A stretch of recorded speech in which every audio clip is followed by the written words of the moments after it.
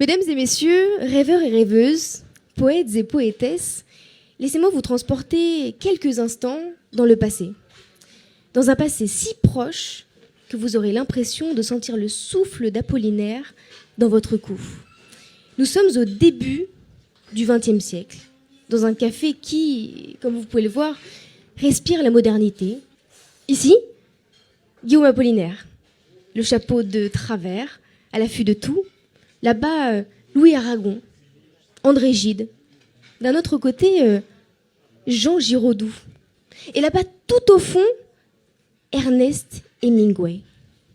Méfiez-vous, si vous sentez quelque chose ce soir, ces poètes hantent toujours les lieux.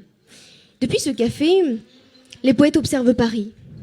Ils lisent, ils écrivent, ils se livrent à des batailles poétiques et politiques, avec tant de verve et tant de fougue qu'ils réécrivent l'histoire, qu'ils réécrivent la langue française au fil des décennies. Paris et l'esprit de café sont absolument partout. Alors, si des vers se sont brisés ici depuis plus de 140 ans, espérons qu'il n'y en ait pas trop ce soir, aucun sans doute ne s'est brisé comme le vers d'Apollinaire, en un éclat de rire. Alors, ce moment, c'est pour moi l'occasion de vous intimer la lecture d'un recueil qui est absolument extraordinaire, Paroles de Jacques Prévert, qui est évidemment bien plus qu'un souvenir d'école, qu'une récitation maladroite, hasardeuse, mais qui est bien l'objet de combats, de luttes, par les mots et par la voix.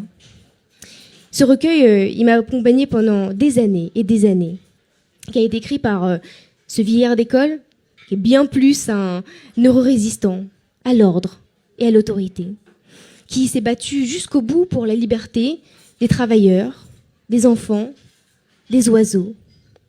Évidemment, aux chants d'enfance parviennent des chants de lutte, ce point rouge sang, ce point rouge colère, rouge révolution, d'un poète qui vient transcender les frontières de l'écrit, en montant debout sur des scènes, debout sur des barricades, debout sur des estrades, peut-être comme vous, ici ce soir, chers camarades, debout sur des tables. Alors, en quelques mots, Paroles, c'est un recueil absolument merveilleux. C'est avoir l'impression de serrer l'enfant qu'on était dans ses bras. C'est apprendre à dire tout haut. C'est apprendre à dire non. C'est apprendre à dire je t'aime.